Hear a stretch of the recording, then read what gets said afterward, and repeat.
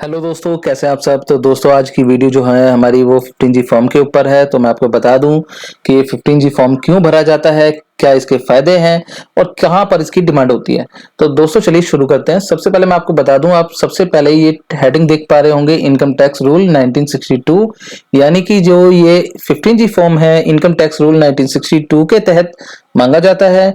तो मैं आपको बता दूं, इस 15G फॉर्म को जो भरा जाता है वो पीएफ विड्रॉल के समय, यानी कि जब भी आप अपना पूरा का पूरा पीएफ विड्रॉल करते हैं तो उस समय कई बार आपसे 15G फॉर्म मांग लिया जाता है।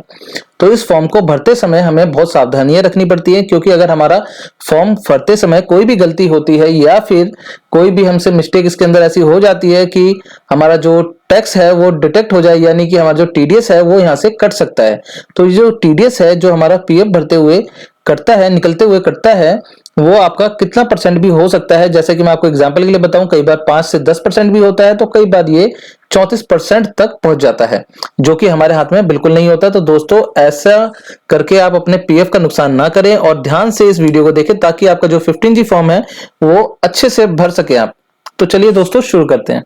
सबसे पहले मैं आपको बता दूं, जो 15G फॉर्म है वो आपका कुछ इस तरीके से दिखता है और आपको यहाँ पर मिलते हैं 15G फॉर्म के अंदर दो पार्ट्स। तो आप यहाँ पर देख पा रहे होंगे कि ये यहाँ पर आपका पार्ट 1 आ गया है। तो मैं आपको बता दूं, जब भी आप पीएफ विड्रॉल करते हैं तो पीएफ विड्रॉल करते समय आपका 19 फॉर्म नंबर होता है जो भरा जाता है और उसके तहत आपसे कई बार 15G फॉर्म मांग लिया जाता है। तो 15G फॉर्म के अंदर सबसे पहले आपको यहाँ पर कुछ कॉलम्स नजर आ रहे होंगे। मैं आपको बता दूं, यहाँ पर सबसे पहले नेम ऑफ असिस्टी आएगा, यानी कि जिसके द्वारा ये डिक्लेरेशन दी जा रही है। जैसे कि अगर मैं एग्जांपल के लिए आपको समझाऊं कि आज मैं अपना पीएफ विड्रॉल करने जा रहा हूं और मैं अपना पूरा पीएफ विड्रॉल कर रहा हूं, तो मेरे से 15G फॉर्म की डिमांड हो गई है। तो मैं अब यहाँ पर अपना 15G फॉर्म भर रहा हूं। जैसे कि यहाँ पर मैं अपना सबसे पहले नाम दे दूंगा जो भी मेरा पीएफ के अंदर या फिर आधार कार्ड के अंदर मेंशन है। तो मैंने यहाँ पर अपना नाम दे दिया है। सेकंड पार्ट में आप देख पा रहे होंगे कि यहाँ पर हमसे मांगा जा रहा है पैन नंबर।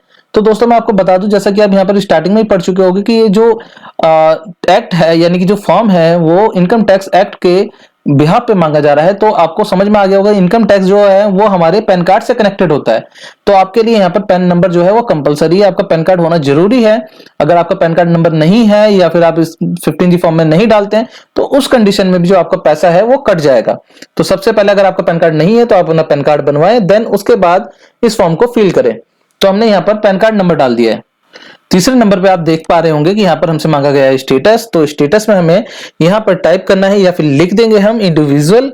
देन उसके बाद हमसे मांगा जाता है प्रीवियस ईयर। तो आपको बताऊं ये प्रीवियस ईयर आखिर है क्या चीज।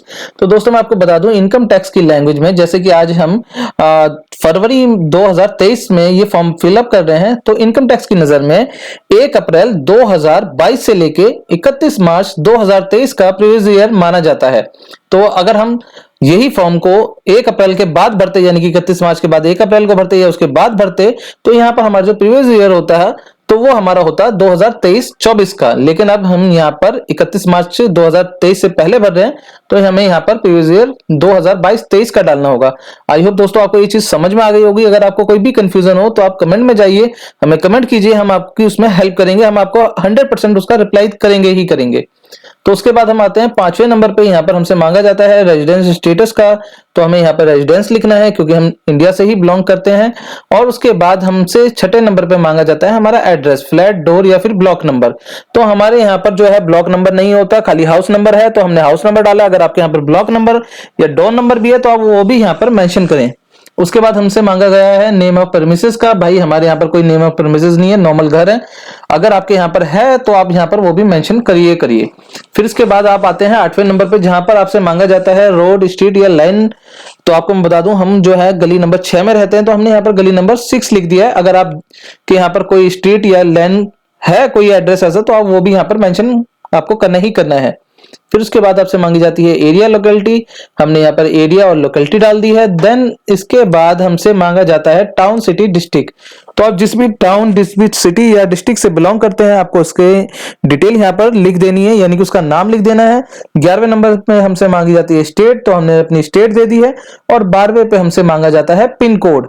तो हमने यहाँ पर अपनी सिटी का जो पिन कोड है वो टाइप कर देना है।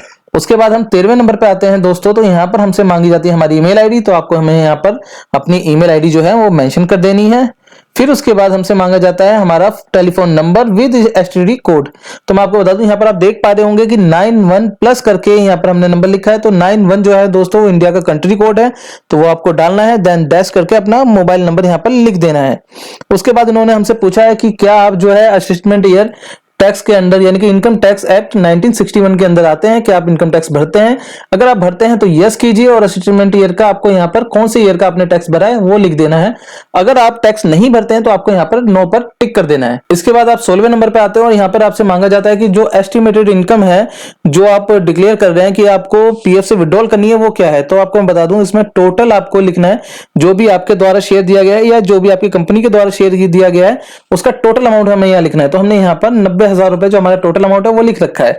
फिर उसके बाद उन्होंने हमसे 17 नंबर पॉइंट में पूछा है कि भाई प्रीवियस ईयर की जो आपकी इनकम है प्लस जो 16 नंबर में आपने इनकम जो लिख रखी है यानी कि जो आप पीएफ का पैसा विड्रॉल कर रहे हैं, इन दोनों का टोटल मिला के आपका कितना अमाउंट हो रहा है। तो मैं आपको बता दूं, जैसे कि मेरा 1,70,000 रुपए जो थी प्रीवियस ईयर की इनकम थी और 90,000 ये मिला के मैंने टोटल करके यहाँ पर एक साथ यहाँ पर लिख दी है। फिर उसके बाद हमसे 18वें नंबर पर मांगा जाता है कि जो 15G फॉर्म है क्या आपने इससे पहले भी कभी भरा है? अगर आपने भरा है तो उसकी डिटेल दीजिए। भाई हम तो यहाँ पर फर्स्ट टाइम जो है 15G फॉर्म भर रहे हैं, तो हमें यहाँ पर क्या करना है, नंबर ऑफ फॉर्म में हमें एनए लिख देना है यानी कि नॉट एप्लीकेबल, और यहाँ पर इस सेकंड ऑप्शन में भी हमें नॉट एप्लीकेबल लिख देना है। अगर आपने पहले भी कभी 15G फॉर्म भरा है और उससे अपना पीएफ विड्रॉल किया है तो आप उसकी डिटेल यहाँ पर अपनी फिल कीजिए। फिर उसके बाद हमारे पास 19वां नंबर जो है वो ऑप्शन आता है कि यहाँ पर जो आप विड्रॉल कर रहे हैं, जो पैसा आ रहा है आपका कहां से आ रहा है, किस सेक्शन के अंदर आ रहा है, उसकी सारी डिटेल्स मांग रहा है ये। तो आपको क्या करना है, सीरियल में आपको नंबर 1 टाइप करना है और यहाँ पर आपको अपना यूएन नंबर करके अपना यूएन नंबर दे देना है और नेचर ऑफ इनकम में आपको डाल देना है पीएफ विड्रॉल का, यानी कि पीएफ विड्रॉल से आ रहा है पैसा। सेक्शन जो है 192A है, तो आपको हर बार जब भी आप 15G फॉर्म भरते हैं तो यहाँ पर सेक्शन जो है 192A ही सिलेक्ट करना है यानी कि लिखना है, और उसके बाद को आपको वो अमाउंट यहाँ पर लिखना है जो आपने यहाँ पर एस्टिमेटेड इनकम यानी कि 16 नंबर पे डाला था। जैसे कि 90,000 यहाँ डाला था, हमने यहाँ पर सेम अमाउंट वो मेंशन कर दिया है। देन उसके बाद हम थोड़ा सा नीचे आते हैं और यहाँ से हमसे मांगा जाता है सिग्नेचर, तो हमें इस पे अपने सिग्नेचर कर देना है। उसके बाद हमसे मांगा जाता है डिक्लेरेशन या फिर वेरिफिकेशन। तो डिक्लेरेशन वेरिफिकेशन में आपको मैं बता दूं, हमें यहाँ पर अपना नाम लिख देना है और यहाँ पर नीचे आने के बाद ये हमसे पूछता है जो प्रीवियस ईयर यानी कि जिसमें आप फिलअप कर रहे हैं उसकी एंडिंग कब हो रही है। तो भाई हम फरवरी 2023 में कर रहे हैं, तो एंडिंग तो जो ईयर की हो रही है इनकम टैक्स के हिसाब से वो 31 मार्च 2023 हो रही है, तो हम यहाँ पर 31 मार्च 2023 करेंगे। और उसके बाद जो हमारा असिस्टमेंट ईयर जो आने वाला है वो क्या है, 31 मार्च 2023 के बाद तो भाई 23-24 का आएगा, तो हमें 23-24 कर देना है और same to same as it is हमें यहाँ पर भी 31 मार्च 2023 और यहाँ पर 2023-24 लिखकर इसे नीचे ट्रैक करके यहाँ पर हमें लिख देना है प्लेस में दिल्ली, यानी कि जो भी आपकी स्टेट है, और यहाँ पर आपको लिखनी है अपनी डेट जिस दिन भी आप ये फॉर्म फिलअप कर रहे हैं या फिर पीएफ के लिए अप्लाई करेंगे, और यहाँ पर अपने आपको सिग्नेचर कर देना है। देन उसके बाद आपके पास आता है पार्ट सेकंड। तो दोस्तों मैं आपको बता दूं, जो पार्ट सेकंड है इसके अंदर आपको कुछ भी छेड़छाड़ नहीं करनी है, ये सारा का सारा जो है डिपार्टमेंट के थ्रू भरा जाता है, लेकिन आपको ये फॉर्म छोड़ना भी नहीं है। आपको पार्ट 1 और पार्ट 2 दोनों को एक साथ स्कैन करके उसकी पीडीएफ बना के अपने पीएफ विड्रॉल के समय पर ये अटैच करना होगा फॉर्म। तो आई होप दोस्तों आपको ये हमारी जानकारी भरी वीडियो पसंद आई होगी। अगर आपको हमारी ये वीडियो जो है हेल्पफुल लगी हो, पसंद आई हो, तो हमारी वीडियो को लाइक कीजिए, शेयर कीजिए, कमेंट कीजिए, साथ के साथ हमारे चैनल को सब्सक्राइब कीजिए और बेल आइकन प्रेस कर दीजिए ताकि आपको हमारी वीडियो मिले सबसे पहले। धन्यवाद।